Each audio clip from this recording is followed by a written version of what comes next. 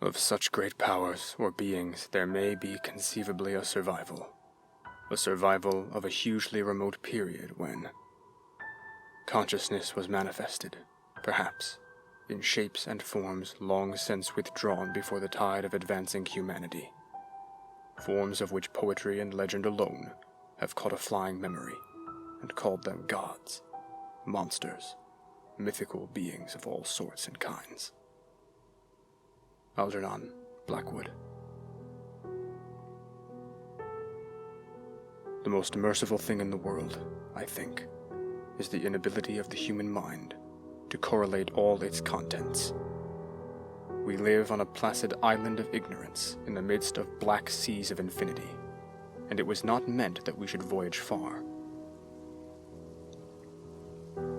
The sciences, each straining in its own direction, have hitherto harmed us little. But someday, the piecing together of dissociated knowledge will open up such terrifying vistas of reality, and of our frightful position therein, that we shall either go mad from the revelation, or flee from the deadly light into the peace and safety of a new dark age. Theosophists have guessed the awesome grandeur of the cosmic cycle wherein our world and human race form transient incidents. They have hinted at strange survivals in terms which would freeze the blood if not masked by bland optimism. But it is not from them that there came the single glimpse of forbidden aeons which chills me when I think of it and maddens me when I dream of it. That glimpse, like all dread glimpses of truth, flashed out from an accidental piecing together of separated things. In this case, an old newspaper item and the notes of a dead professor. I hope that no one else will accomplish this piecing out. Certainly, if I live, I shall never knowingly supply a link in so hideous a chain. I think that the professor, too, intended to keep silent regarding the part he knew, and that he would have destroyed his notes had not sudden death seized him. My knowledge of the thing began in the winter of 1926-27, with the death of my grand-uncle, George Gamble Angle, Professor Emeritus of Semitic Languages in Brown University, Providence, Rhode Island. Professor Angle was widely known as an authority on ancient inscriptions and had frequently been resorted to by the heads of prominent museums, so that his passing at the age of 92 may be recalled by many. Locally, interest was intensified by the obscurity of the cause of death. The professor had been stricken whilst returning from the Newport boat, falling suddenly, as witnesses said, after having been jostled by a nautical-looking Negro who had come from one of the queer dark courts in the precipitous hillside which formed a shortcut from the waterfront to the deceased's home in William Street. Physicians were unable to find any visible disorder, but concluded after perplexed debate that some obscure lesion of the heart, induced by the brisk ascent of so steep a hill by so elderly a man, was responsible for the end. At the time I saw no reason to dissent from this dictum, but latterly I am inclined to wonder, and more than wonder. As my granduncle's heir and executor, for he died a childless widower, I was expected to go over his papers with some thoroughness, and for that purpose moved his entire set of files and boxes to my quarters in Boston. Much of the material which I correlated will later be published by the American Archaeological Society, but there was one box which I found exceedingly puzzling, and which I felt much averse from shewing to other eyes. It had been locked, and I did not find the key till it occurred to me to examine the personal ring which the professor carried always in his pocket. Then indeed I succeeded in opening it, but when I did so, seemed only to be confronted by a greater and more closely locked barrier. For what could be the meaning of the queer clay bas-relief, and the disjointed jottings, ramblings, and cuttings which I found? Had my uncle in his latter years become credulous of the most superficial impostures? I resolved to search out the eccentric sculptor responsible for this apparent disturbance of an old man's peace of mind. The bas-relief was a rough rectangle, less than an inch thick and about 5 by 6 inches in area, obviously of modern origin. Its designs, however, were far from modern in atmosphere and suggestion, for although the vagaries of cubism and futurism are many and wild, they do not often reproduce that cryptic regularity which lurks in prehistoric writing. And writing of some kind, the bulk of these designs seems certainly to be, though my memory, despite much familiarity with the papers and collections of my uncle, failed in any way to identify this particular species, or even to hint at its remotest affiliations. Above these apparent hieroglyphics was a figure of evidently pictorial intent, though its impressionistic execution forbade a very clear idea of its nature. It seemed to be a sort of monster, or symbol representing a monster, of a form which only a diseased fancy could conceive. If I say that my somewhat extravagant imagination yielded simultaneous pictures of an octopus, a dragon, and a human caricature, I shall not be unfaithful to the spirit of the thing. A pulpy, tentacled head surmounted a grotesque and scaly body with rudimentary wings, but it was the general outline of the whole which made it most shockingly frightful. Behind the figure was a vague suggestion of a cyclopean architectural background. The writing accompanying this oddity was, aside from a stack of press cuttings, in Professor Engel's most recent hand, and made no pretense to the literary style. What seemed to be the main document was headed Cthulhu Cult, in characters painstakingly printed to avoid the erroneous reading of a word so unheard of. The manuscript was divided into 2 sections, the first of which was headed 1925, Dream and Dreamwork of H.A. Wilcox, 7th Thomas Street, Providence, Rhode Island, and the second, Narrative of Inspector John R. LaGrasse, 121 Bienville Street, New Orleans.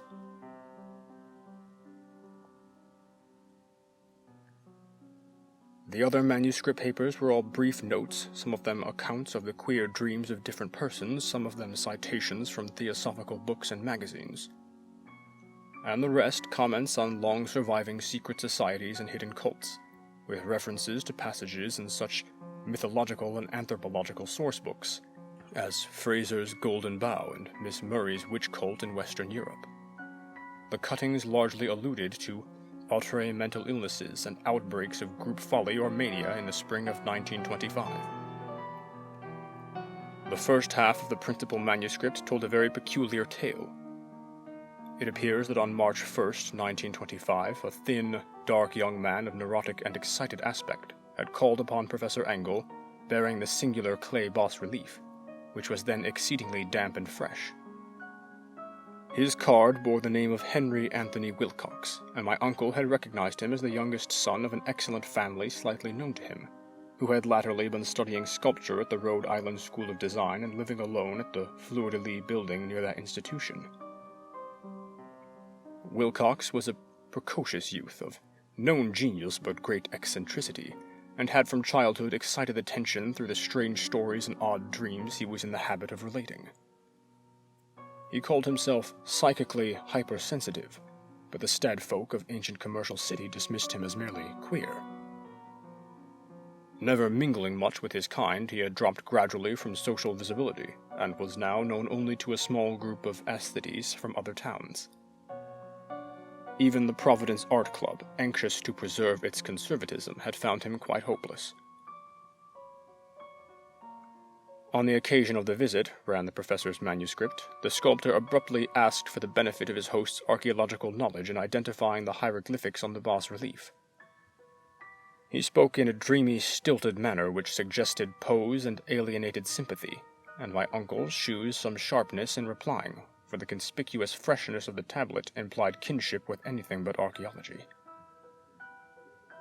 Young Wilcox's rejoinder, which impressed my uncle enough to make him recall and record it verbatim, was of fantastically poetic cast, which must have typified his whole conversation, and which I have since found highly characteristic of him. It is new indeed, for I made it last night in a dream of strange cities, and dreams are older than brooding Tyre, or the contemplative Sphinx, or garden-girdled Babylon. It was then that he began that rambling tale which suddenly played upon a sleeping memory, and won the fevered interest of my uncle. There had been a slight earthquake tremor the night before, the most considerable felt in New England for some years, and Wilcox's imagination had been keenly affected. Upon retiring, he had had an unprecedented dream of great cyclopean cities of Titan blocks and sky-flung monoliths, all dripping with green ooze and sinister with latent horror. Hieroglyphics had covered the walls and pillars, and from some undetermined point below had come a voice that was not a voice. A chaotic sensation which only fancy could transmute into sound, but which he attempted to render by the almost unpronounceable jumble of letters. Cthulhu Futgan. This verbal jumble was the key to the recollection which had excited and disturbed Professor Engel. He questioned the sculptor with scientific minuteness, and studied with almost frantic intensity the bas-relief on which the youth had found himself working, chilled and clad only in his night-clothes when waking had stolen bewilderingly over him. My uncle blamed his old age, Wilcox afterwards said, for his slowness in recognizing both hieroglyphics and pictorial design. Many of his questions seemed highly out of place to his visitor, especially those which tried to connect the latter with strange cults or societies. And Wilcox could not understand the repeated promises of silence which he was offered in exchange for an admission of membership in some widespread mystical or paganly religious body. When Professor Engel became convinced that the sculptor was indeed ignorant of any cult or system of cryptic lore, he besieged his visitor with demands for future reports of dreams. This bore regular fruit, for after the first interview the manuscript records daily calls of the young man, during which he related startling fragments of nocturnal imagery, whose burden was always some terrible cyclopean vista of dark and dripping stone, with a subterrene voice or intelligence shouting monotonously in enigmatical sense impacts, uninscribable, save as gibberish. The two sounds most frequently repeated are those rendered by the letters Cthulhu and Riley. On March 23rd, the manuscript continued, Wilcox failed to appear, and inquiries at his quarters revealed he had been stricken with an obscure sort of fever and taken to the home of his family in Waterman Street. He had cried out in the night, arousing several other artists in the building, and had manifested since then only alternations of unconsciousness and delirium. My uncle at once telephoned the family, and from that time forward kept close watch on the case, calling often at the Tyre Street office of Dr. Toby, whom he learned to be in charge. The youth's febrile mind, apparently, was dwelling on strange things, and the doctor shuddered now and then as he spoke of them. They included not only a repetition of what he had formerly dreamed, but touched wildly on a gigantic thing, miles high, which walked or lumbered about.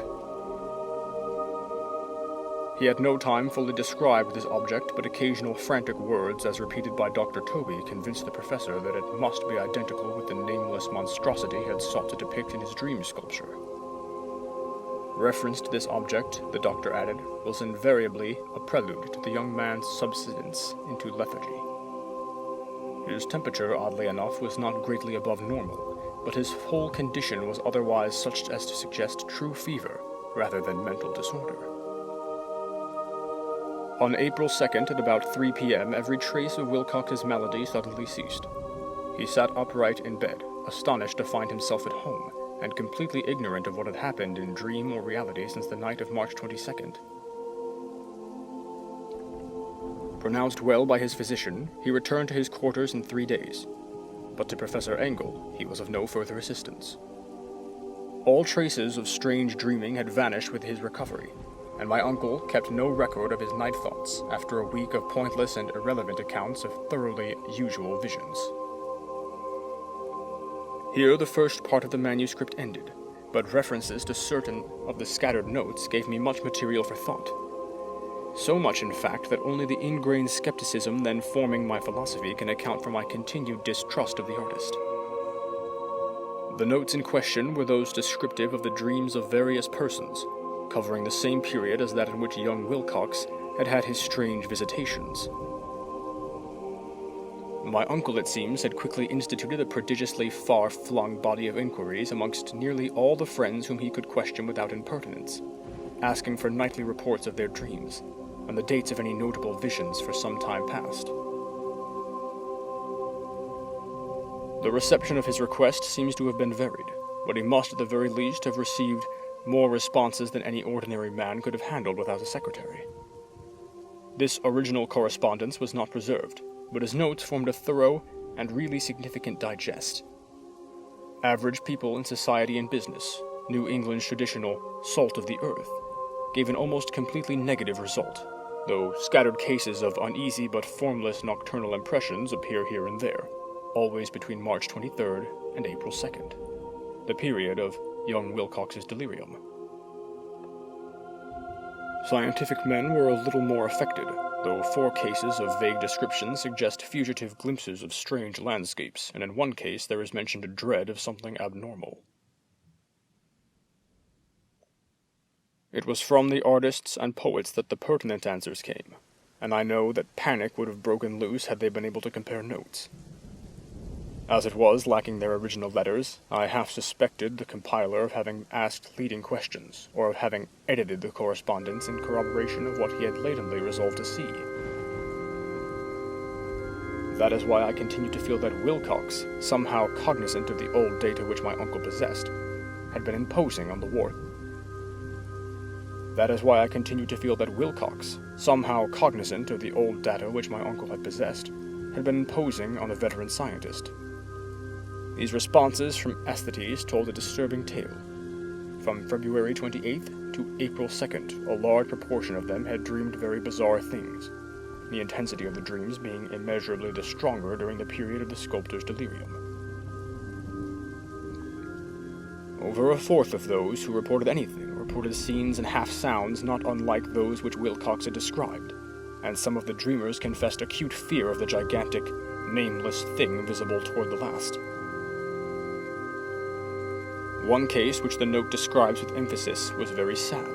The subject, a widely known architect with leanings towards theosophy and occultism, went violently insane on the date of young Wilcox's seizure, and expired several months later after incessant screamings to be saved from some escaped denizen of hell.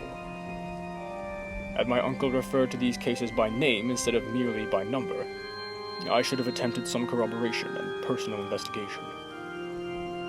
But as it was, I succeeded in tracking down only a few. All of these, however, bore out the notes in full.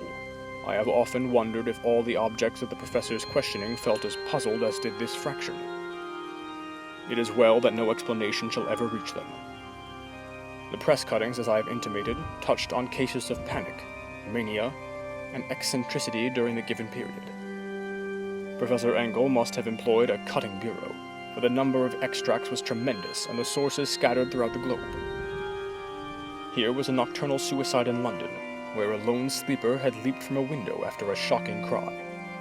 Here, likewise, a rambling letter to the editor of a paper in South America, where a fanatic deduces a dire future from visions he has seen. A dispatch from California describes a theosophist colony as donning white robes en masse for some glorious fulfillment which never arrives, whilst items from India speak guardedly of serious native unrest toward the end of March. Voodoo orgies multiply in Haiti, and African outposts report ominous mutterings. American officers in the Philippines find certain tribes bothersome about this time, and New York policemen are mobbed by hysterical Levantines on the night of March 22nd to 23rd. The west of Ireland, too, is full of wild rumor and legendry, and a fantastic painter named Audouin Benoit hangs a blasphemous dream landscape in the Paris Spring Salon of 1926. And so numerous are the recorded troubles in insane asylums that only a miracle can have stopped the medical fraternity from noting strange parallelisms and drawing mystified conclusions.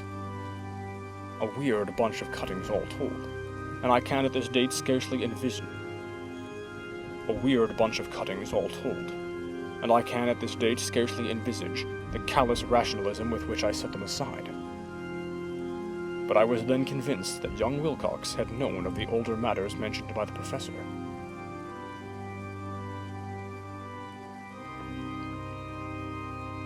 The older matters which had made the sculptor's dream and bas-relief so significant to my uncle formed the subject of the second half of his long manuscript.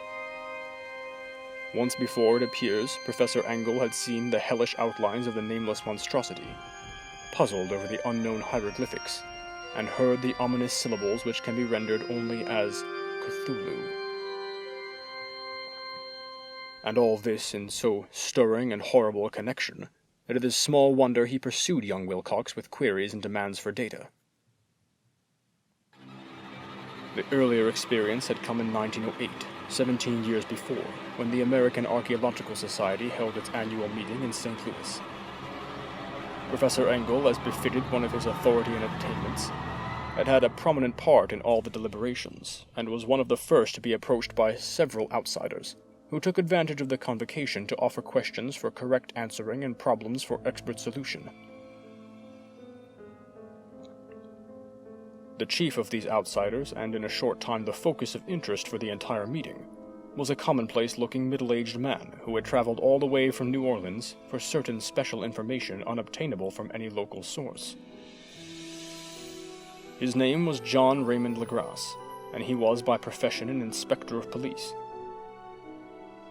With him he bore the subject of his visit, a grotesque, repulsive, and apparently very ancient stone statuette, whose origin he was at a loss to determine. It must not be fancied that Inspector Legrasse had the least interest in archaeology. On the contrary, his wish for enlightenment was prompted by purely professional considerations. The statuette, idol, fetish, or whatever it was, had been captured some months before in the wooded swamps south of New Orleans during a raid on a supposed voodoo meeting, and so singular and hideous were the rites connected with it, that the police could not but realize that they had stumbled on a dark cult totally unknown to them, and infinitely more diabolic than even the blackest of African voodoo circles. Of its origin, apart from the erratic and unbelievable tales extorted from the captured members, absolutely nothing was to be discovered. Hence the anxiety of the police for any antiquarian lore, which might help them to place their frightful symbol, and through it, track down the cult to its fountainhead. Inspector Legrasse was scarcely prepared for the sensation which his offering created. One sight of the thing had been enough to throw the assembled men of science into a state of tense excitement, and they lost no time in crowding around him to gaze at the diminutive figure, whose utter strangeness and air of genuinely abysmal antiquity hinted so potentially at unopened and archaic vistas. No recognized school of sculpture had animated this terrible object, yet centuries and even thousands of years seemed recorded in its dim and greenish surface of unplaceable stone. The figure, which was finally passed slowly from man to man for close and careful study, was between 7 and 8 inches in height, and of exquisitely artistic workmanship. It represented a monster of vaguely arthropoid outline, but with an octopus-like head whose face was a mass of feelers. A scaly, rubbery-looking body, prodigious claws on hind and fore feet, and long, narrow wings behind. This thing, which seemed instinct with a fearsome and unnatural malignancy, was of a somewhat bloated corpulence, and squatted evilly on a rectangular block or pedestal, covered with undecipherable characters. The tips of the wings touched the back edge of the block. The seat occupied the center, whilst the long, curved claws of the doubled-up, crouching hind legs gripped the front edge and extended a quarter of the way down toward the bottom of the pedestal. The cephalopod head was bent forward, so that the ends of the facial feelers brushed the backs of the huge forepaws which clasped the croucher's elevated knees. The aspect of the whole was abnormally lifelike, and the more subtly fearful because its source was so totally unknown. Its vast, awesome, and incalculable age was unmistakable, yet not one link did it shew with any known type of art belonging to civilization's youth, or indeed to any other time. Totally separate and apart, its very material was a mystery, for the soapy, greenish-black stone with its golden or iridescent flecks and striations resembled nothing familiar to geology or mineralogy.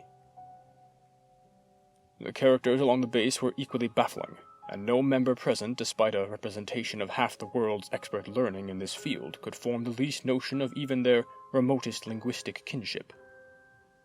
They, like the subject and material, belong to something horribly remote and distinct from mankind as we know it. Something frightfully suggestive of old and unhallowed cycles of life, in which our world and our conceptions have no part. And yet, as the members severely shook their heads and confessed defeat at the inspector's problem, there was one man in that gathering who suspected a touch of bizarre familiarity in the monstrous shape and writing, and who presently told with some diffidence of the odd trifle he knew. This person was the late William Channing Webb, professor of anthropology in Princeton University, and an explorer of no slight note. Professor Webb had been engaged 48 years before in a tour of Greenland and Iceland in search of some runic inscriptions which he failed to unearth, and whilst high up on the West Greenland coast had encountered a singular tribe or cult of degenerate Esquimaux, whose religion, a curious form of devil worship, chilled him with its deliberate bloodthirstiness and repulsiveness. It was a faith of which other Esquimaux knew little, and which they mentioned only with shudders, saying that it had come down from horribly ancient aeons before ever the world was made. Besides nameless rites and human sacrifices, there were certain queer hereditary rituals, addressed to Supreme Elder Devil or Tornasuk, and of this Professor Webb had taken a careful phonetic copy from an aged Angekok or wizard priest, expressing the sounds in Roman letters as best he could. But just now of prime significance was the fetish which this cult had cherished, and around which they danced when the aurora leapt high over the ice cliffs. It was, the professor stated, a very crude bas-relief of stone comprising a hideous picture and some cryptic writing, and so far as he could tell it was a rough parallel in all essential features of the bestial thing now laying before the meeting. This data, received with suspense and astonishment by the assembled members, proved doubly exciting to Inspector Legrasse, and he began at once to ply his informant with questions. Having noted and copied an oral ritual among the swamp cult worshippers his men had arrested, he besought the professor to remember as best he might the syllables taken down amongst the diabolist Esquimaux. There then followed an exhaustive comparison of details, and a moment of really awed silence when both detective and scientist agreed on the virtual identity of the phrase common to two hellish rituals so many worlds of distance apart. What in substance both the Esquimau wizards and the Louisiana swamp priests had chanted to their kindred idols was something very like this, the word divisions being guessed at some traditional breaks in the phrase as chanted aloud. Hungri, Minglalnach, Cthulhu, Riley, Wagan Fitgan. Legrasse had 1 point in advance of Professor Webb, for several among his mongrel prisoners had repeated to him what older celebrants had told them the words meant. This text as given ran something like this. In his house at Riley, dead Cthulhu waits dreaming. And now, in response to a general and urgent demand, Inspector Legrasse related as fully as possible his experience with the swamp worshippers, telling a story to which I could see my uncle attached profound significance. It savored of the wildest dreams of mythmaker and theosophist, and disclosed an astonishing degree of cosmic imagination among such half-casters and pariahs as might be least expected to possess it. On November the 1st, 1907, there had come to the New Orleans police a frantic summons from the swamp and lagoon country to the south. The squatters there, mostly primitive but good-natured descendants of Lafitte's men, were in the grip of stark terror from an unknown thing which had stolen upon them in the night. It was voodoo, apparently, but a voodoo of a more terrible sort than they had ever known. And some of their women and children had disappeared since the malevolent tom-tom had begun its incessant beating far within the black haunted woods where no dweller ventured.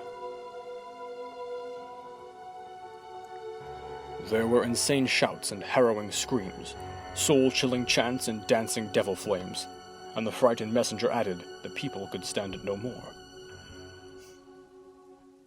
So a body of 20 police, filling 2 carriages and an automobile, had set out in the late afternoon with the shivering squatter as a guide. At the end of the passable road they alighted, and for miles splashed on in silence the terrible cypress woods, where day never came. Ugly roots and malignant hanging nooses of Spanish moss beset them, and now and then a pile of dank stones or fragment of a rotting wall, intensified by its hint of morbid habitation, a depression which every malformed tree and every fungus islet combined to create.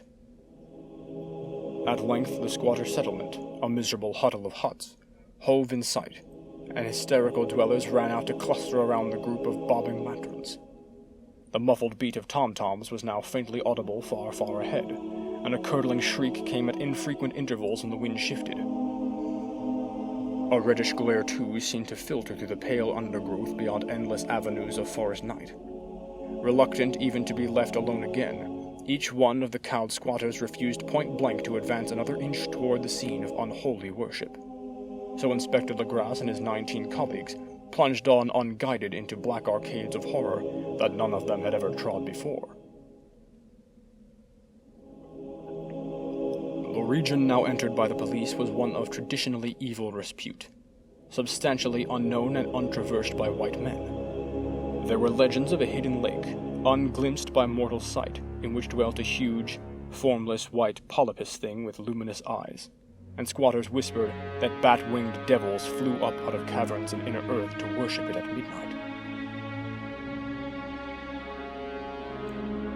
They said that it had been there before D'Iberville, before the Sow, before the Indians, and before even the wholesome beasts and birds of the woods.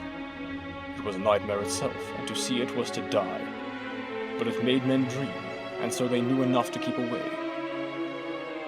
The present voodoo orgy was indeed on the merest fringe of this abhorred area, but that location was bad enough. Hence, perhaps, the very place of the worship had terrified the squatters more than the shocking sounds and incidents.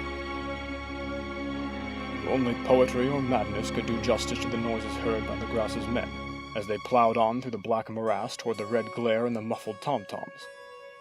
There are vocal qualities peculiar to men, and vocal qualities peculiar to beasts, and it is terrible to hear the one when the sore should yield the other. Animal fury and orgiastic license here whipped themselves to demonic heights by howls and squawking ecstasies that tore and reverberated through those nighted woods, like pestilential tempests from the gulfs of hell.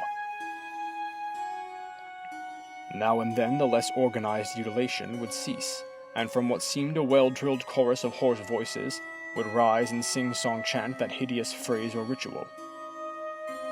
Fundri, Miglualna, Cthulhu, Raile, Waganaglu, Fitagan. Then the men, having reached a spot where the trees were thinner, came suddenly in sight of the spectacle itself. 4 of them reeled. 1 fainted, and 2 were shaken into a frantic cry which the mad cacophony of the orgy fortunately deadened. Legras dashed swamp water on the face of the fainting man, and all stood trembling and nearly hypnotized with horror.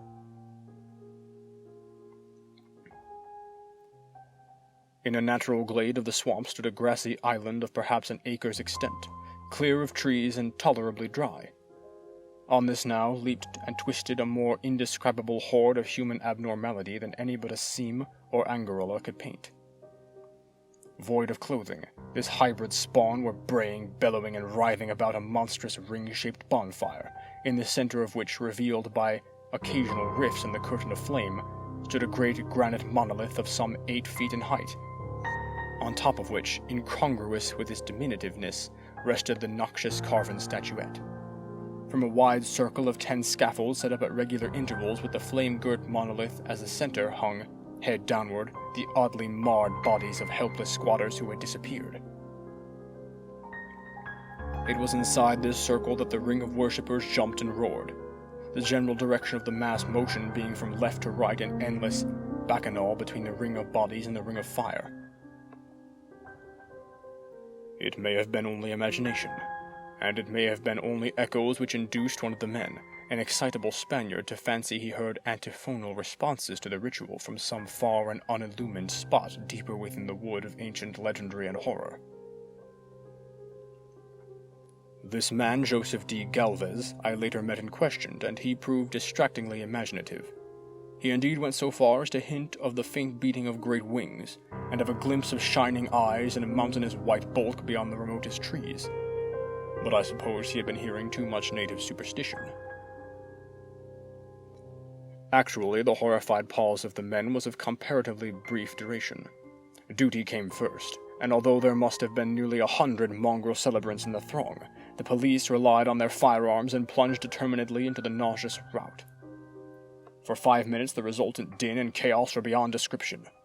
Wild blows were struck, shots were fired, and escapes were made. But in the end, Legrasse was able to count some 47 sullen prisoners whom he forced to dress in haste and fall into line between 2 rows of policemen. 5 of the worshippers lay dead, and 2 severely wounded ones were carried away on improvised stretchers by their fellow prisoners. The image on the monolith, of course, was carefully removed and carried back by Legrasse. Examined at headquarters after a trip of intense strain and weariness, the prisoners all proved to be men of a very low, mixed-blooded and mentally aberrant type. Most were seamen, and a sprinkling of Negroes and mulattoes, largely West Indians or Brava Portuguese from the Cape Verde Islands, gave a coloring of voodooism to the heterogeneous cult. But before many questions were asked, it became manifest that something far deeper and older than Negro fetishism was involved. Degraded and ignorant as they were, the creatures held with surprising consistency to the central idea of their loathsome faith. They worshipped, so they said, the great old ones, who lived ages before there were any men, and who came to the young world out of the sky. Those old ones were gone now, inside the earth and under the sea, but their dead bodies had told their secrets in dreams to the first men, who formed a cult which had never died. This was that cult, and the prisoners said it had always existed and would always exist, hidden in distant wastes and dark places all over the world until the time when the great priest Cthulhu from his dark house in the mighty city of R'lyeh under the waters should rise and bring the earth again beneath his sway.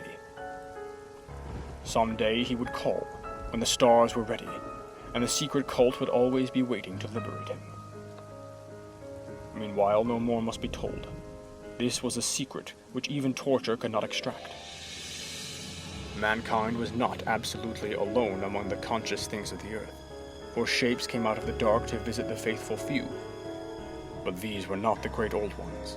No man had ever seen the old ones.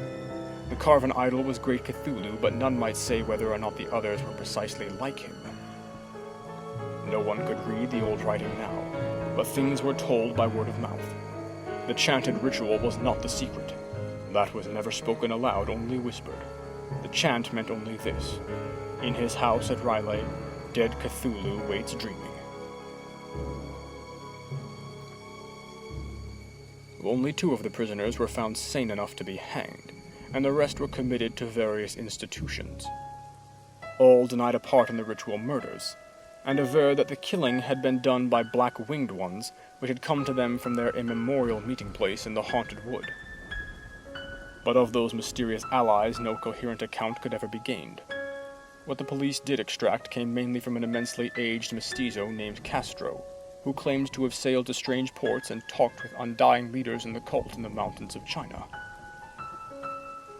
Old Castro remembered bits of hideous legend that paled the speculations of theosophists and made man and the world seem recent and transient indeed. There had been aeons when other things ruled on the earth, and they had had great cities. Remains of them, he said the deathless Chinaman had told him, were still to be found as cyclopean stones on islands in the Pacific. They all died vast epochs of time before men came, but there were arts which could revive them, when the stars had come round again to the right positions in the cycle of eternity. They had indeed come themselves from the stars, and brought their images with them. These great old ones, Castro continued, were not composed altogether of flesh and blood. They had shape, for did not this star-fashioned image prove it? But that shape was not made of matter. When the stars were right, they could plunge from world to world through the sky. When the stars were wrong, they could not live. But although they no longer lived, they would never really die. They all lay in stone houses in their great city of Riley, preserved by the spells of mighty Cthulhu for a glorious resurrection, when the stars and the earth might once more be ready for them. But at that time, some force from outside must serve to liberate their bodies. The spells that preserved them intact likewise prevented them from making an initial move, and they could only lie awake in the dark and think, whilst uncounted millions of years rolled by. They knew all that was occurring in the universe, but their mode of speech was transmitted thought. Even now they talked in their tombs.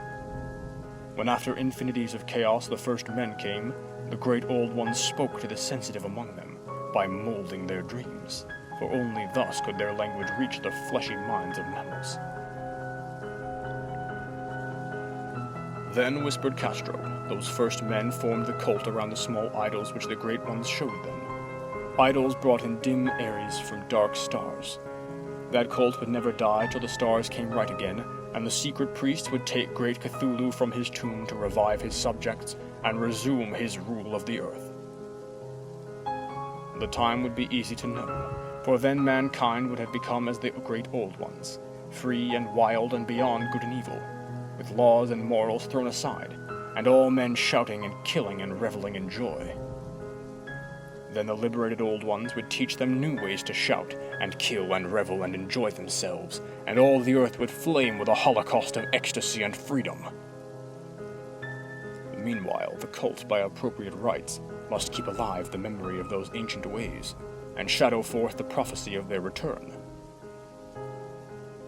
In the elder time, chosen men had talked with the entombed old ones in dreams, but then something had happened. The great stone city of Riley, with its monoliths and sepulchres, had sunk beneath the waves, and the deep waters, full of the one primal mystery through which not even thought can pass, had cut off the spectral intercourse. But memory never died, and high priests said that the city would rise again when the stars were right. Then came out of the earth the black spirits of earth, moldy and shadowy and full of dim rumors picked up in caverns beneath the forgotten sea bottoms. But of them old Castro dared not speak much. He cut himself off hurriedly, and no amount of persuasion or subtlety could elicit more in this direction. The size of the old ones, too, he curiously declined to mention. Of the cult, he said that he thought the center lay amid the pathless deserts of Arabia, where Irem, the city of pillars, dreams hidden and untouched. Of the cult, he said that he thought the center lay amid the pathless deserts of Arabia, where Irem, the city of pillars, dreams hidden and untouched. It was not allied to the European witch cult, and was virtually unknown beyond its members. No book had ever really hinted of it, though the deathless Chinaman had said there were double meanings in the Necronomicon of the mad Arab, Abdul Ahasrid, which the initiated might read as they chose, especially the much-discussed couplet. That is not dead, which can eternal lie, and with strange aeons even death may die.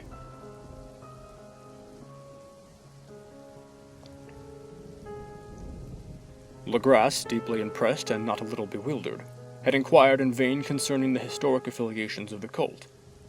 Castro apparently had told the truth when he said that it was wholly secret. The authorities at Tulane University could shed no light upon either cult nor image, and now the detective had come to the highest authorities in the country and met with no more than the Greenland tale of Professor Webb. The feverish interest aroused at the meeting by Legrasse's tale, corroborated as it was by the statuette, is echoed in the subsequent correspondence of those who attended, although scant mention occurs in the formal publications of the Society. Caution is the first care of those accustomed to face occasional charlatanry and imposture. Legrasse for some time lent the image to Professor Webb, but at the latter's death it was returned to him and remained in his possession, where I viewed it not long ago. It is truly a terrible thing, and unmistakably akin to the dream sculpture of young Wilcox. That my uncle was excited by the tale of the sculptor I did not wonder, For what thoughts must arise upon hearing, after a knowledge of what Legrasse had learned of the cult, of a sensitive young man who had dreamed not only the figure and exact hieroglyphs of the swamp-found image and the Greenland devil tablet, but had come in his dreams upon at least 3 of the precise words of the formula uttered alike by the Eskimo diabolists and mongrel Louisianians. Professor Engel's instant start on an investigation of the utmost thoroughness was eminently natural, though privately I suspected young Wilcox of having heard of the cult in some indirect way and of having invented a series of dreams to heighten and continue the mystery at my uncle's expense. The dream narratives and cuttings collected by the professor were, of course, strong corroboration, but the rationalism of my mind and the extravagance of the whole subject led me to adopt what I thought the most sensible conclusions. So, after thoroughly studying the manuscript again and correlating the theosophical and anthropological notes with the cult narratives of Legrasse, I made a trip to Providence to see the sculptor, and give him the rebuke I thought proper for so boldly imposing upon a learned and aged man.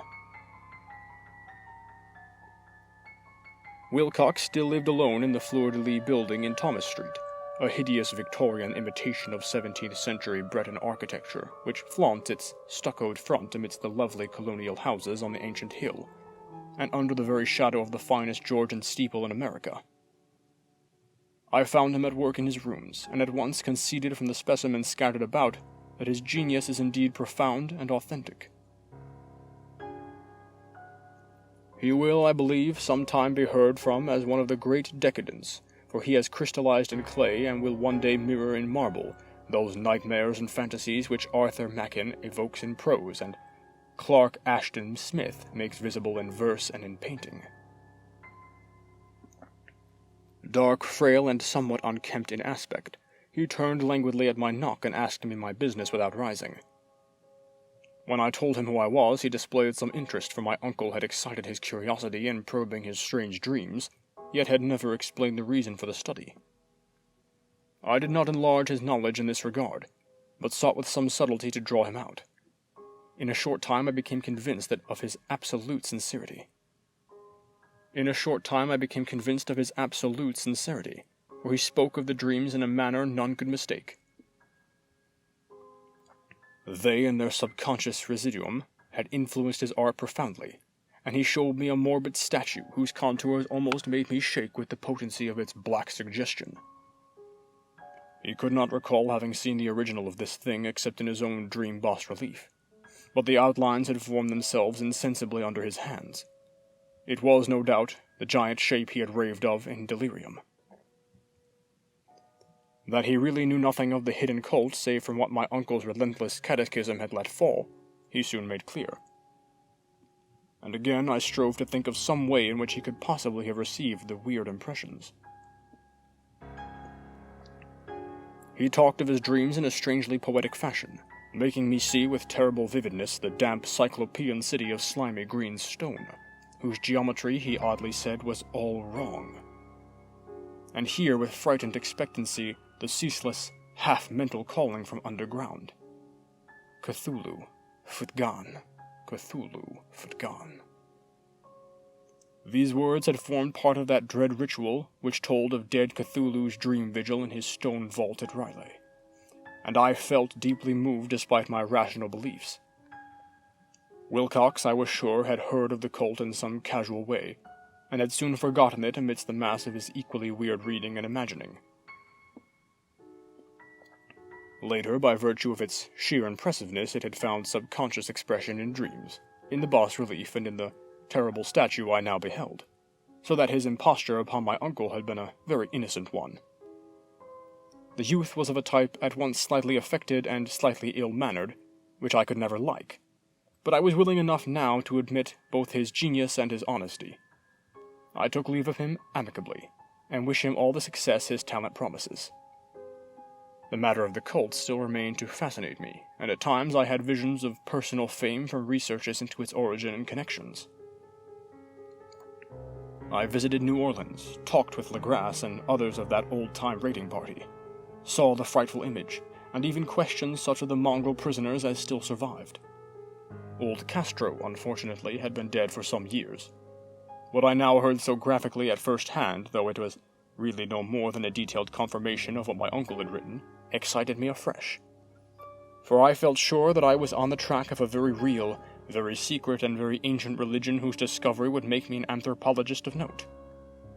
My attitude was still one of absolute materialism, as I wish it still were, and I discounted with almost inexplicable perversity the coincidence of the dream notes and odd cuttings collected by Professor Engel. One thing I began to suspect, and which I now fear I know, is that my uncle's death was far from natural.